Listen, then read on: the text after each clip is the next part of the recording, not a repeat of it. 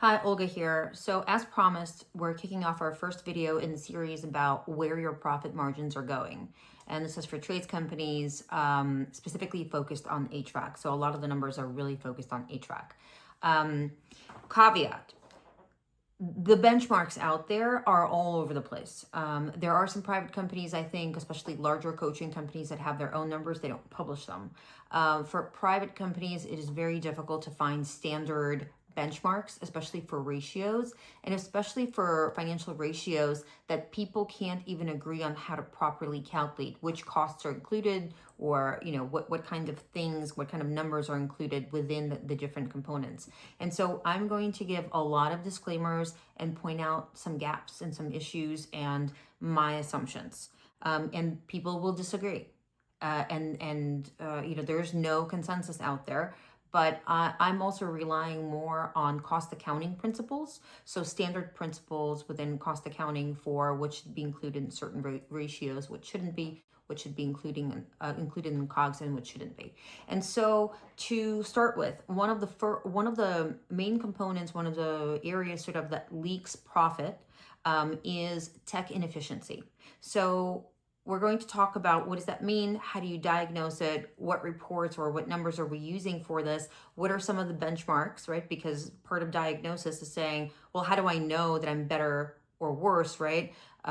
Based on what, right? So you need some sort of industry numbers. So those are the benchmarks. And then once you know that you're worse than the benchmarks, you can start diving deeper. You know you need to spend time on this area, dive deeper and understand kind of where the real issue is, because there could be multiple factors leading to the same problem. So let's start with, tech inefficiency. I would say let's look at two different things. One of them is, kind of finite. The second one, there are going to be multiple subcomponents. Stay with me. This will be a little brutal, okay? But I'm going to try to also put some of the formulas up here as I'm talking so that maybe you can take some snapshots, and visualize it, right? Instead of just listening to it, because it's difficult. So the first thing is, I would say, let's look at direct labor as a percentage of revenue. So that is like number one metric, I would say, to kind of to get quick guidance on whether or not you are spending too much money on techs, or they're not generating enough revenue. And so the standard out there is you should be spending about 10 to 15% in total fully burdened direct labor costs as a percentage of revenue, okay? So if you're a $10 million business, that means $1.2 million is being spent on direct labor, okay? All right, you're with me.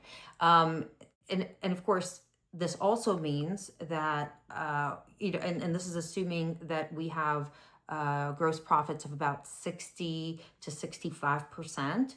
And that, here's the caveat, right? That's assuming that you have fully loaded labor costs and just general COGS costs, and that half of them are not sitting in G&A. And unfortunately, a lot of companies, including coaching companies out there, they are putting a lot of items that belong in cost of goods sold, a lot of expenses, they're putting them into G&A. And so again, to be able to even compare yourself to the benchmarks for the industry out there that we can find, right? The few that we can find, your numbers have to be correct. You have to compare apples to apples. Unfortunately, for a lot of ratios, it is difficult to understand what, when the benchmark's being calculated, what exactly is included. And so this is why I'm saying we have to make some assumptions. And I am trying to be very specific about what is included and what is not included in those amounts. So for example, when I'm talking about direct labor, I'm talking about techs who actually work on the job sites. I'm not talking about indirect labor like dispatchers or part runners. I'm not talking about, when we're talking about fully burdened direct labor, we're talking about, payroll, taxes, benefits, PTO, right? All this, but we're not including vehicle costs. Some people do. And again, people will disagree. Some people include vehicle costs in this.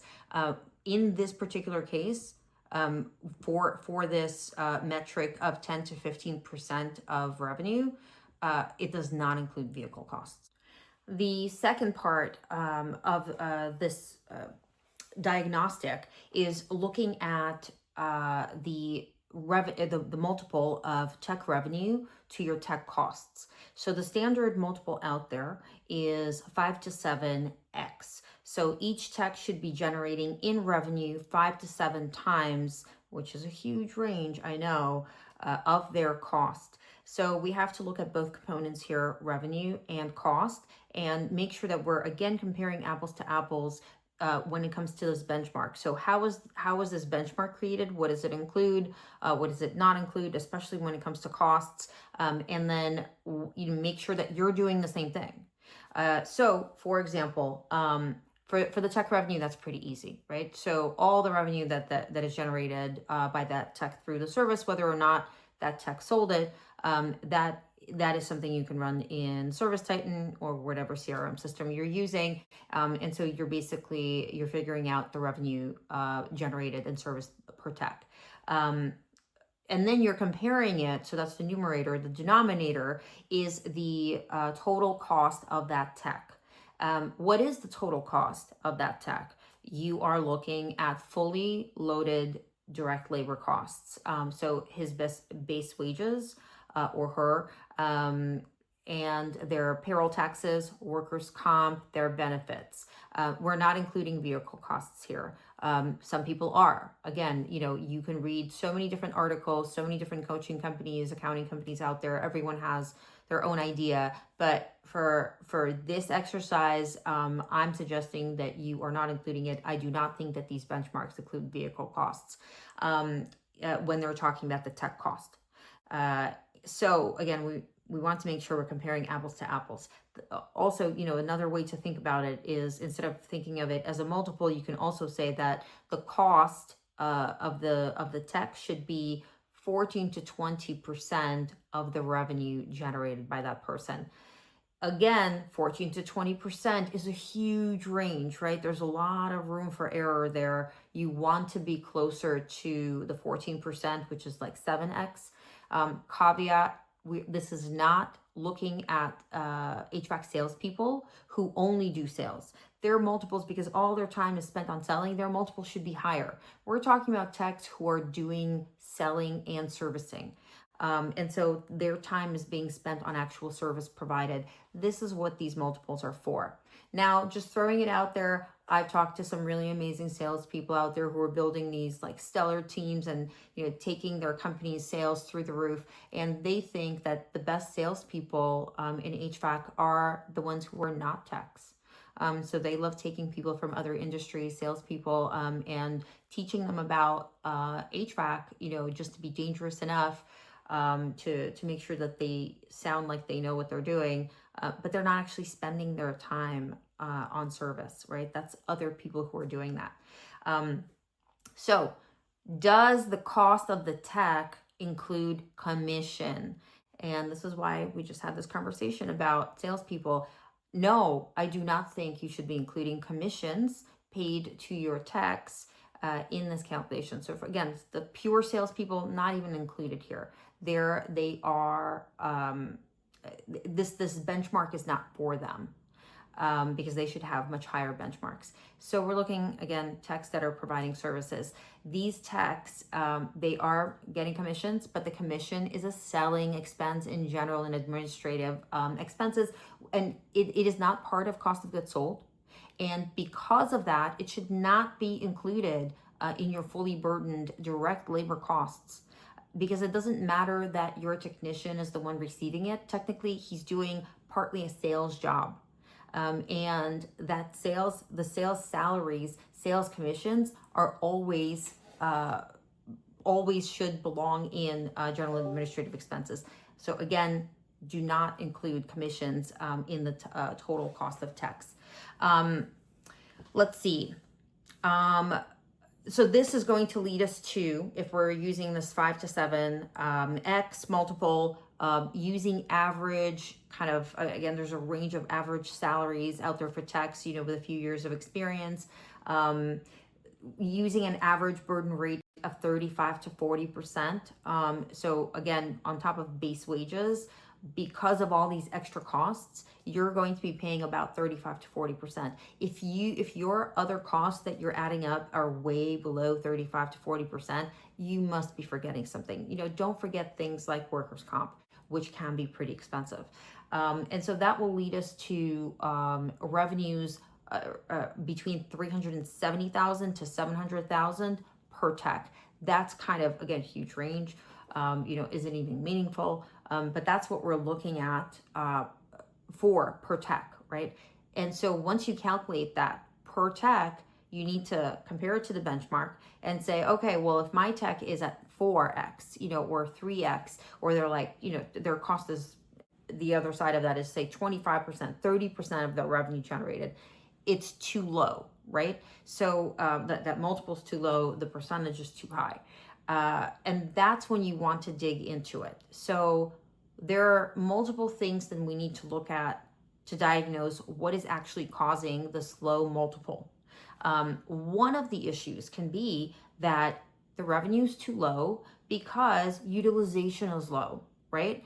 And so utilization can be low because you have too much capacity, you don't have enough jobs, right? And so especially this will fluctuate with seasonality.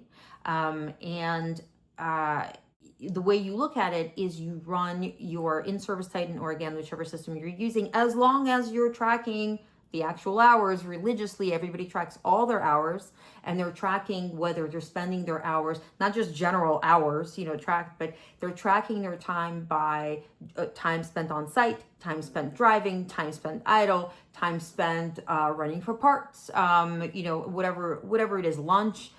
So all these things are important to track, because you need to understand, well, what are your billable hours, right, spent on the job site versus total paid hours. And so the standard benchmark out there is that you want to have, out of the total paid hours, 50 to 60% of that, you want that to be billable on-site hours. And I'm saying on-site hours because some people include driving time, but I don't think that this particular benchmark of 50 to 60%, again, it's not clear. It's not specified in any of the published data. I don't think it includes drive time. I think we're talking about just specifically on-site time. And again, this is overall for the business across service and installs, which will be different. It's just really difficult to find data that's separate. But overall for the business, we're looking at 50 to 60% of paid hours. So you're, again, running the reports, you're looking at time spent on site versus all hours paid. And so you need to exclude any hours that are tracked that are not paid hours, if there are any such hours. You look at that, if the utilization is low, then that it's, that's why the multiple is low. It doesn't mean that there aren't other issues on top of that, right? So it's important to look at other items as well. But that could be one of the issues. Okay, so number two is you need to start tracking, and this is something Ruth King teaches in I think every one of her classes, and it's a really great thing to look at. It's revenue per billable hour. And so that's important, because if it's low, right, and she has her own benchmarks on what that should be. So if revenue per billable hour is low, it may be because of your job mix, right? So because you can have two jobs, as she teaches, that have the same net profit margin, but one requires 3 times as many hours of your tech. And so even though overall the job gives you the same net profit, it takes more hours of your tech, and therefore he can work fewer of these jobs, which means overall in the same time period, you're actually earning less revenue and less net profit by taking on these jobs that take more hours. And it's almost counterintuitive. You would think that a job that gives you the same net profit, two jobs that give you the same net profit are equal, but they're not if you're looking at the time that the tech spent, which is only one component of the total cost of the job, right? The other is materials, equipment. And so if that mix is off, right? If a certain tech is constantly being dispatched to jobs maybe that are more complicated, they take a lot more hours. He's working on jobs that have much lower revenue per billable hour. And so, of course, his multiple of where we're taking revenues and we're taking his costs, it's going to be lower than everyone else, right? Because he is not generating as much revenue because he's spending a lot more time on jobs than other people. And that may be valid, and maybe that's okay, right? Or maybe once you start tracking this, you're going to realize that you want to prioritize the jobs that take fewer hours and fit more of them in. Another part of this is that the text could be just inefficient, right? So what you want to run is from Service Titan, you want to run the number of hours it takes across job types for a certain period to complete the work for all techs, and figure out the mean and the standard deviation, right? And then you want to compare every single tech to that mean and see how far away they are from the mean. Are they, if it takes on average for a certain job type for everyone to finish it 1 hour, but certain techs are spending 2 to 3 hours on these job types, which is what is eating up all their billable hours, right? It could be that they're junior. It could be that they're just, they're a slow worker and they need to be retrained. So that's something you need to look at through these reports.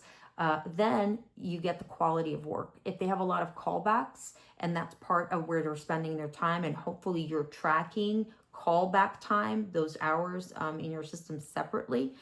You want to be looking at these reports and looking at who is spending a lot of their time on callbacks, because that's not adding to revenue, again, leading to that lower multiple, but it's eating up their billable time. So they have billable hours and they might be at that 50 to 60% utilization ratio, but it's not generating revenue because they do a bad job, then they have to come back.